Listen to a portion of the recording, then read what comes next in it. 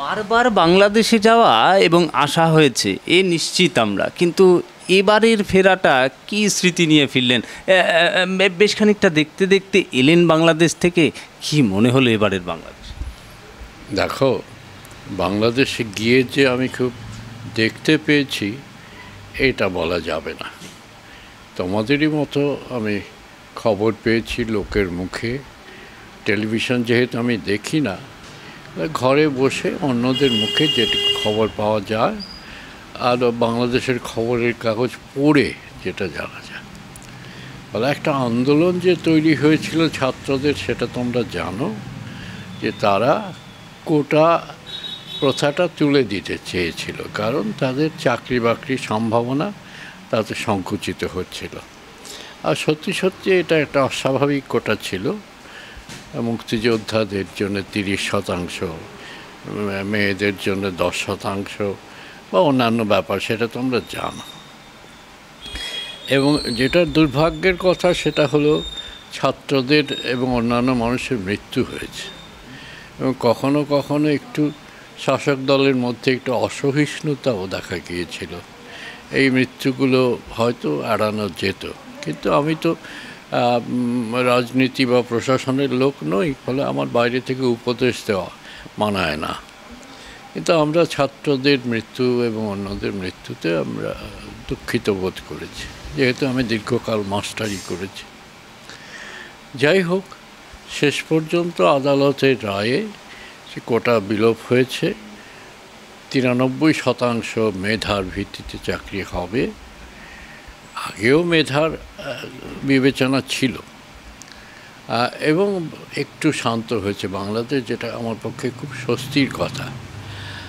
আমি যে খুব একটা বিপন্ন ছিলাম তা কিন্তু নয়। আমি যে বাড়িতে ছিলাম, আমার একটি ছেলের মতো হাসিব রহমান বলে বাংলাদেশে আমার কিছু ছেলে মেয়ে তৈরি হয়ে গেছে আর কি। তারা আমাকে আদর করে আশ্রয় দেয়, আমার যত্ন আত্তি করে, ফলে আমার কোনো সমস্যা সংকট কিচ্ছু ছিল না। আর বাংলাদেশে আমার অনেক বন্ধু আছে, তারা খোঁজ খবর নেন। এবং যে আমি যে আসতে পারলাম সেটাও আমার দুই বন্ধু বলবো, একজন মাননীয় বিচারপতি রহুল কুদ্দুস এবং আরেকজন ওই প্রধানমন্ত্রীর উপদেষ্টা কামাল নাসের চৌধুরী, যিনি কবিও বটে। এই দুজনই আমার টিকিটটা একটু এগিয়ে দেওয়ার ব্যবস্থা করলেন। তার ফলে আমি চলে এলাম। ফলে আমার কোনো তিক্ত অভিজ্ঞতা বা বিরূপ অভিজ্ঞতা কিচ্ছু নেই। আমাকে কোনো রকম বিপদের মুখোমুখি হতে হয়নি, কিন্তু বাংলাদেশের ঘটনায় আমি কষ্ট পেয়েছি এই কারণে যে মুক্তিযুদ্ধের পর এত বেশি মৃত্যু বাংলাদেশের ঘটেনি। এই মৃত্যুটার জন্যে কার দায় নিয়ে আলোচনা, তর্ক বিতর্ক চলবে, কিন্তু এই মৃত্যুটা খুব অবাঞ্ছিত ছিল আর কি। যা হোক, শেষ পর্যন্ত এর সুযোগ যারা নেবার চেষ্টা করেছিল তাদের চেষ্টাটা বিফল হয়েছে। ছাত্ররা নিজেরা একটা সমাধানের মধ্যে গেছে এবং এই জন্য আমি ছাত্র আন্দোলনকে অভিনন্দন জানাই। তারা করেছে। এই একটা কথা আমি শুধু একটু জিজ্ঞাসা করবো যে অনেকগুলো কাজ নিয়ে আপনি গিয়েছিলেন সে দেশে, সেই কাজগুলো তো আমার যতটুকু আপনি বলেছেন যে সেই কাজগুলো হলো না বা আর একটু সময় পেলে ভালো হতো, সেটা কীরকম? সেগুলো তো আলংকারিক কাজ।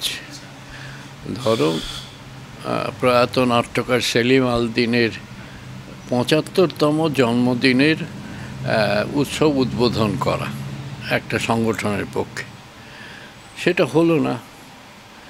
কিন্তু তাতে পৃথিবীর বড় কোনো সমস্যা হয়েছে তা তো নয়।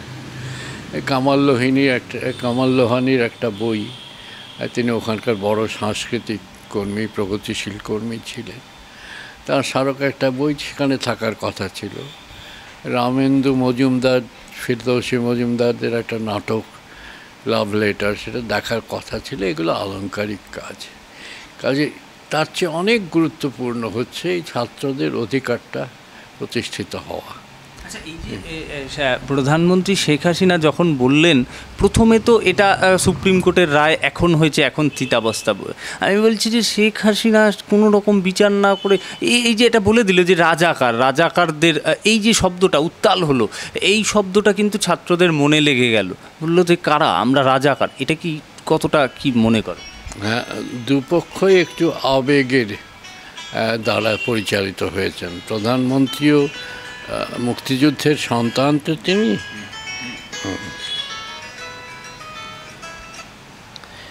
ফলে তার মনের মধ্যে একটা দীর্ঘদিনের আবেগ আছে, আবেগটাকে তিনি বহন করেন। আমি মনে করি যে তার ওই রাজাকার কথাটা উচ্চারণ করা ঠিক হয়নি, এবং ছাত্ররাও আবেগের দ্বারা পরিচালিত হয়েছে। তারাও শেষ পর্যন্ত কি আমাদের রাজাকার বলা হচ্ছে বা ইঙ্গিত করা হচ্ছে, তো তুমি কে আমি কে, আমি রাজাকার এই ছাত্ররা, আমার মনে হয় দুপক্ষই তার জন্য এখন অনুশোচনা করছেন, এবং এই যে শেষ পর্যন্ত একটা সমাধানে পৌঁছলো, এটাই আমার কাছে সবচেয়ে বড় কথা। একদমই তাই। বাংলাদেশের অনেক সুফল এবং সেই দেশ থেকে এপার ওপারের নারীর টান রয়েছে, সেই রকম জায়গা থেকেই তো এই প্রশ্নগুলো আসে। কিন্তু বাংলাদেশের যে এতেই যে সমাধান হয়ে যাবে বা কোটাই যে সমাধান নয়, এটাও তো একটা একদম প্রাথমিক পর্যায়ে ছিল যে কোটা কোনো দিন সমাধান হতে পারে না। আমাদের দেশেও এ নিয়ে বিতর্ক চলেছিল। আমি বলছিলাম যে সেটা তো প্রাথমিকভাবে ঠিক, কিন্তু এই যে ভিত্তিগুলো পরিবারগুলো লোক হারালো বা পরিবার পরিজন হারালো, তাদের কিন্তু আর ফিরে আসবে না তারা। আমি বলছি কতটা মর্মান্তিক এটা। হ্যাঁ, এটা খুবই মর্মান্তিক, এবং ক্ষতচিহ্নগুলো থেকে যাবে। শূন্য হলো যে মায়ের কোল, বাবার কোল, সে শূন্য স্থান তার পূরণ হবে না। তো এইরকম ঘটনা হয়তো আমরা কেউ চাইনি, ছাত্ররাও চায়নি, প্রশাসনও চায়নি, তবে এর সুযোগও কেউ নেবার চেষ্টা করেছে। কিন্তু এটা খুবই দুঃখের ব্যাপার। জাতির ইতিহাসে কখনো এটা হয় যে ধরো ভারতে যে গুরুকে দেখতে গিয়ে প্রায় 150 লোক মারা গেল, এটা কি ভাবা যায়? এটা অন্ধতার জন্যে। আবার বাংলাদেশ যেটা হলে হয়তো খানিকটা ওই আবেগ এবং জেদের জন্যে। এগুলো কখনো কখনো জাতির জীবনে আসে, যত অবাঞ্ছিত হোক, যত আমরা না চাই। আর আমি তো ওখানে জন্মেছি, আর ও দেশের মানুষ আমাকে ভালোবাসেন, তার ফলে আমার কাছে এটা আরও বেশি কষ্টকর। আমি একটা শেষ ব্যক্তিগত প্রশ্ন করে আপনাকে, একদম শেষ প্রশ্ন, একটু অন্য ধরনের প্রশ্নটা। একদম স্বাধীন ভারতে আমার পশ্চিমবঙ্গের কথা বলছি, যতগুলো শিক্ষামন্ত্রী হয়েছে দেখেছেন, ঠিক আপনার প্রিয় কে? আমার নিজের প্রিয় ছিলেন সত্যসাধন চক্রবর্তী, কারণ আমি তার সঙ্গে কাজ করেছি। এইটাই আমি বলতে পারি। ঠিক কি কাজ দেখে আপনি ভালো বলছেন?